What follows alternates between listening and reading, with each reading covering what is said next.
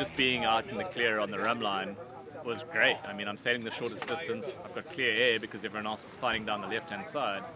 Of course, the laser doesn't have a long wind shadow too. If you're ahead by 5 or 10 lengths, that doesn't even matter. But you were, and you often were. Yeah, I mean that's a very valid point. Is that also if you're doing your turns, you can escape somebody's wind shadow.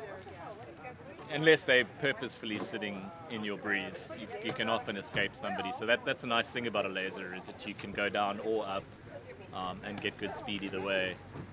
But you still should be conscious. If there's a pack of 10 boats behind you, they are going to be affecting your wind. So you do need to be conscious of that.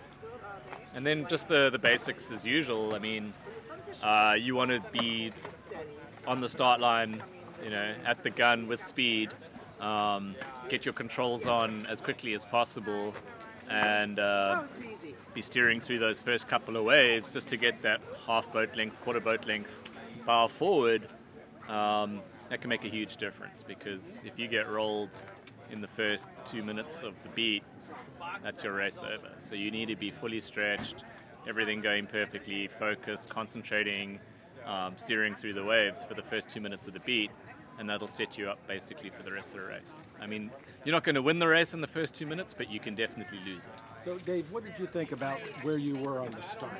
I mean, because we noticed from the race committee boat that on both fleets, it was easily a boat length or more at the start. The boats were that far below the line. That's interesting. It didn't feel like that at all. It felt like I was actually pushing it pretty hard. So when you told us that afterwards, I was quite shocked, because a couple of times I thought, yeah, I mean, it's a safe start, but I'm certainly not a boat length behind. But yeah, it's interesting that you said that. It didn't feel like it at all. Because it's somewhat unusual. there was definitely like a sag. Like there would be a few lasers closer to the signal vessel, and then a few closer at the pin. Then in the center, it seemed like there were probably about four to six lasers that were back maybe by a half a second to a second. I mean, midline sag is always a thing, and if you can exploit that and be ahead of the boats around you, you can definitely get a huge advantage out of the midline sag. Well, we saw that you did, actually. You did a really nice job at your starts, along with, I think it was also Gavin had a couple of really good, solid, strong starts as well. Yeah, Gavin is just, an expert at starting and tactics. The only way you can beat Gavin is because he does not have the weight, and he does not sail fast. Upwind, he tends to sail a little bit higher. So if you try and beat him at that game, you'll always lose. He will always pinch you out. In fact, I saw that in the finish today. Remember we were talking about that? Yeah. He was sailing much higher than you at the finish. Yeah, and because he had a shorter distance. But he's we a little saw bit that. Remember lighter, that, Steve? and he's a little bit sneakier, and he's just very, very high when he wants to be. He can sail that high mode better than anyone on the race course. Okay, well with You that... can't beat him at that game. You've got to sail your own DMG, which is usually for me a little bit lower and a little bit faster. Right, okay, because we saw that you had speed and picked up speed, because Steve and I were talking about that, because at that finish, I commented on Gavin's position, that he was higher, but he was also sailing higher. Now, what was he doing? Was he pinching, or just going to the to that very edge of collapse, if you will, where he was right on that line, that threshold? Because it's an incredible technique. I mean, you have to be on your game to pinch in conditions like today, because the steep top. Yeah. And then what was he doing then when he's pinching? When you say that, and this is what helps me understand, because when he was pinching, or if he was pinching, what was he doing to control that second before the threshold of stalling? Yeah, no, well, But I know what he's doing. He's been sailing lasers long enough that he can feel the boat slowing down, and he knows when he's gone too far. So what do you think he's doing? Do you think he's opening up his got sail a little bit? Or great technique on that helm. Well, is that where he's, using a little torque? Because I notice he does that. He'll lean back a little bit and then open and push the bow down. At least that's what I see. Oh, for sure. I mean, there's always, torquing the boat is very important. Yeah, slight. It's very slight. It's really beautiful to watch. It's almost like there's a synchronicity. Right. No, I mean it's a technique, and I would not recommend it for most people because most people, if they try and sail that high, especially when there's chop like today, they'll get it wrong And they'll stop. They'll stop. They'll slow down way too much. Yeah. You really have to know exactly how far you can push it, and he's just an expert at that. Right.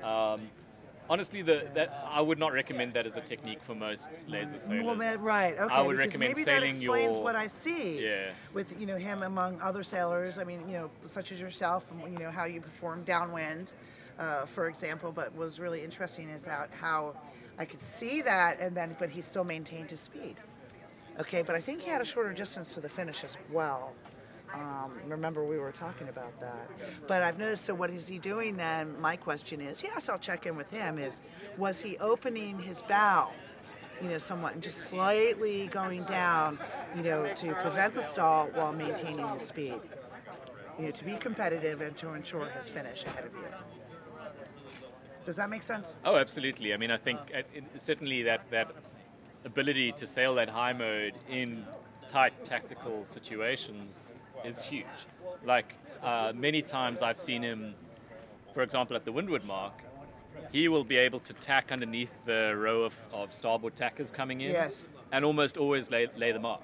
Yes, Because he's just okay. got that high mode that almost no one else has, Yeah, whereas right. other people would have had to duck that row of starboard tackers, and come in back Right, in. yeah, for clearance. Yes. Yeah, Okay, I think so that there's high a- mode is helped him many Yeah, times. right. And even in the finish, same thing. If he can come in and lee bow somebody with his bow out ahead and pinch them off at the finish, Right. it's huge. So Yeah, that high okay. mode is a Yeah, absolutely. an No, amazing okay, tool to and have. speaking of that high mode, okay, for example, let's move to downwind, because what I was seeing today in downwind, where Scott looked like he was left, you were center of the course, but you were ahead of everybody. Okay, and then there were a couple of sailors. At the moment, I can't. Oh, James Jacob, for example. James, okay, to watch the three of you, you had the most speed, and you were almost dead downwind. We already So- talked about sailing the rum Yeah, line today. yeah, it was yeah. beautiful to watch, and we were talking about the boom positions relative to the sea state. And what I liked about that is Steve explained to me a little further about the positions of the booms, and your boom seemed to be quite square on. I could be wrong, but that's what I saw. It looked like Scott's might have been back a little farther. Let's say James, I'm just paraphrasing right now from my memory, maybe his was out a little back, and yours was, right square on. Is that what I saw today? Yeah, I mean, certainly I found the downturns were really fast. So sometimes I had to ease my boom out, maybe just even a little bit beyond square, which normally I would not recommend. But to get a really nice downturn and make sure that I wasn't going to jibe, I would do that ease as soon as I felt the reverse flow coming on. If you got reverse flow, you always want to sheet in. Right, yeah. But you got to make sure you get the reverse flow first. So as soon as I got that reverse flow coming down the wave, sheet in a bit, make sure you catch the wave down. But right, okay. Is that part of the motivation for you to keep your boom, more square rather than forward? I might have also been sailing because I was sailing the rum line. I was coming in at a slightly different angle to those people, so they were sort of a bit more on a broad reach, and I was probably or maybe they were dead downwind and I was sailing by the lee at that point. Yeah, okay. Yeah, very good, because that really helped. That's why I enjoy race committee as well.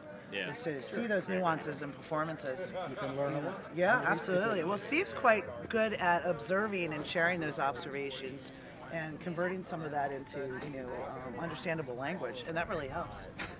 No, I mean that. Oh, no, come on. No, I'm serious. I'm complimenting you. Do you think I'm making that up? No.